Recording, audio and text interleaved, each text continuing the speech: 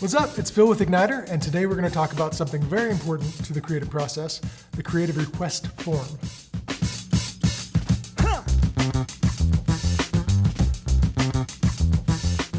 I'm here with Andy. He's the production director at Igniter Media, and he was actually on staff at churches for a long time. How long were you? I was on staff with churches for about 10 years, a couple different churches, and about half of that was in creative arts ministries. So getting started, let's talk about what exactly a creative request form is. Yeah, so if you're a creative person, if you're an artist, if you're a video producer, you need a creative request form. It's really, really important to have something that you can use to gather details about the particular project that someone is coming and asking you for. So really, this is just a starting point for you to have the details that you need to make the best project you can.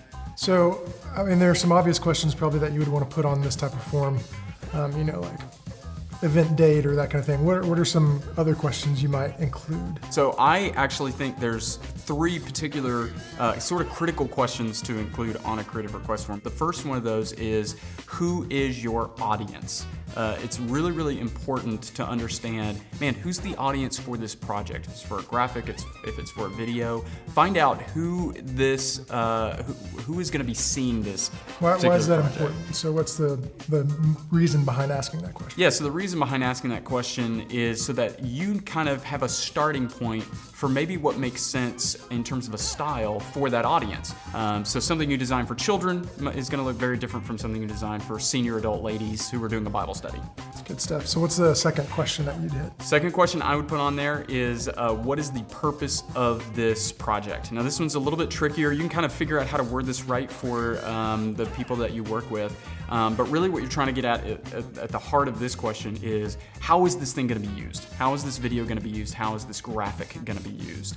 And that's really kind of critical to figure out, because that can help you maybe determine the appropriate form for that request. So an example would be someone may come in and say, hey, I really want a graphic to promote this event.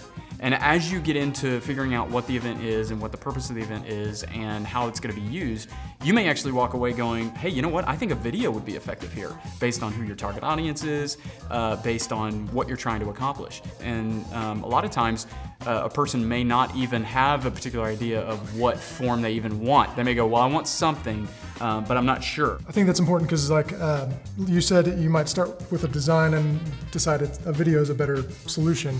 Well, you might also do the opposite. I feel like it's 2018, Yeah. And there's probably going to be a lot more requests for videos if you know how to do that than there are designs. But in some cases, design work or physical print media or whatever is going to be a better solution. Absolutely. I mean, we saw that constantly where a video might be requested, but in reality, a direct mail piece would be more effective means of communication. And so figuring out the goal, the purpose, hey, what are people what are people supposed to be doing as a result of this is going to be is kind of critical. Cool. So what's that third question? Yeah, so the previous one kind of leads into this a little bit. And so you want to ask, how do they respond? I think more often than not, there is a audience response related to a project that gets requested, especially in churches. So it could be attending an event, it could be giving a monetary gift, it could be anything, but there is an expectation that the audience responds, and you want to know what that is from the beginning. Yeah, so in the marketing world, that's called the call to action. So that's, sign up now, or email us here, or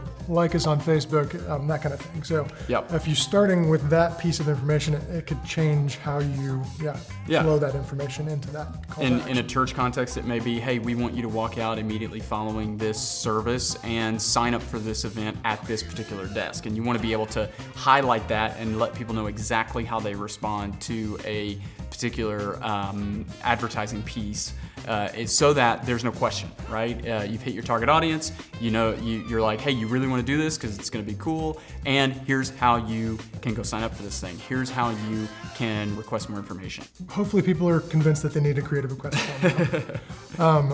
Where do they get started? Like, what's a tool for doing this? Is a Word document okay? Like physical print piece of paper? Like what would you suggest? Yeah, so you can actually kind of approach this a variety of ways, and I would actually say, man, figure out what works best for you and what works best for the people that you work with. Because again, this form isn't about kind of boxing you in or creating a barrier between you and people asking for things.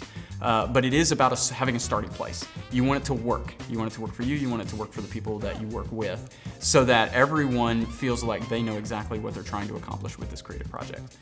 So just kind of investigate those and find out what works best for you. And if you get these forms, if you set this up and start getting them and they just create more questions, that's actually a good thing, right? Like more clarity is always good. So, absolutely. And this gets those juices flowing, gets that creativity working, and that's going to create questions. So, did you create something for our watchers? Now we got to do the ending. I didn't know if you wanted to do that. No, I think you should do it. Okay. Hey, so I just wrote about this on the Igniter blog and also included on there a link to a form template that I created on Google Forms for you guys to be able to take and use as a base. So you can take it and use it as is, or you can take it and adjust it and kind of do what works best for you. But we wanted to give that as a resource for you guys to be able to use in case you don't have something like this, because I really think it's going to help you out a lot. And it's completely free. All you got to do is click right down there to go to that blog post, and you'll find it there. Be sure to subscribe over here. And if you have questions that you would include on a creative request form, hit us up in the comments below. We'd love to hear what those are. Thanks for watching.